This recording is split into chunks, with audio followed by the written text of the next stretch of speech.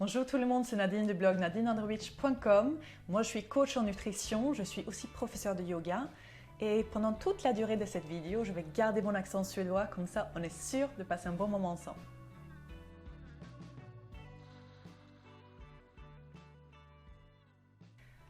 Alors la vidéo aujourd'hui, c'est mincir en se faisant de bien. Et ce bien, c'est vraiment le mot clé ici. Il faut continuer à se faire du bien, il faut continuer à se faire plaisir si on veut mincir durablement.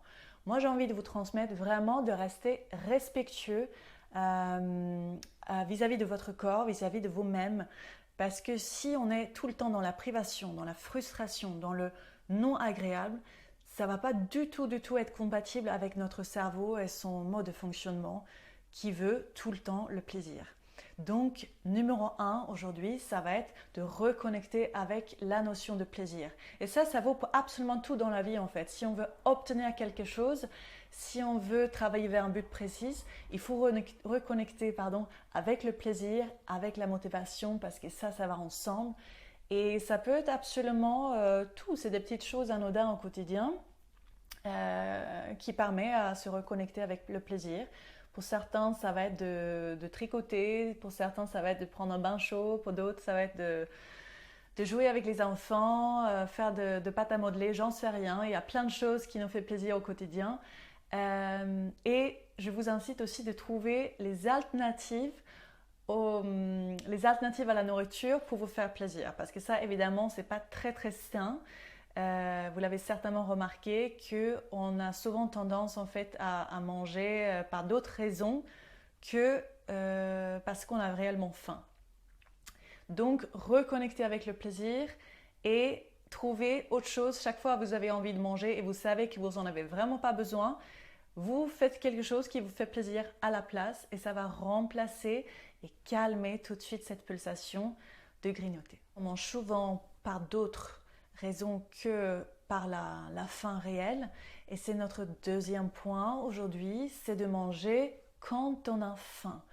Il n'y a rien de plus naturel en fait de satisfaire ce besoin quand on en a besoin, mais on est loin de là aujourd'hui.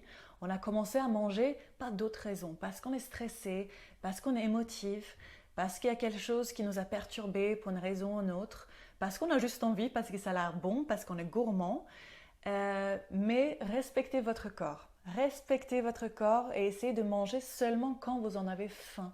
Ça va tout naturellement réguler pas mal de choses dans le corps. Non seulement vous allez mieux éliminer, vous allez aussi équilibrer naturellement vos hormones et on sait à quel point ça c'est important pour réguler notre poids, pour garder un poids stable, pour permettre le corps à éliminer du gras stocké, des nutriments stockés tout simplement. Ça va calmer le système digestif évidemment, donc ça favorise une meilleure santé globale. Donc juste ce simple fait de manger uniquement quand on a faim, ni par gourmandise, ni parce qu'on est stressé, ça va résoudre pas mal de choses déjà au quotidien. Puis notre troisième astuce aujourd'hui, quelque chose qui est super efficace aussi, je vous le promets, c'est de garder des snacks, des encas à portée de main tous les jours. Et je parle évidemment des snacks sains. Parce que ça vous évite de succomber aux tentations trop gras, trop sucrées, à n'importe quel moment où il y a quelqu'un qui arrive avec un plateau de muffins au bureau. Je ne sais pas ce qui se passe à votre bureau, mais ça pourrait arriver à mon bureau avant. Donc, si vous avez par exemple quelques amandes avec vous, vous savez que ça va vous apporter des bons nutriments. Vous allez calmer la sensation de privation, de frustration, du fait de vous dire que c'est interdit de grignoter, je n'ai pas le droit, donc je ne mange rien. Non, plutôt privilégier de prendre quelque chose de sain comme des oléagineux, comme des fruits frais, comme des smoothies par exemple. Vous pouvez apporter dans une thermos avec vous si vous êtes au bureau. Tout le temps, tout simplement, d'avoir des snacks à portée de main sains au bureau et à la maison. Ça vous évite donc de grignoter malsain à la suite en fait.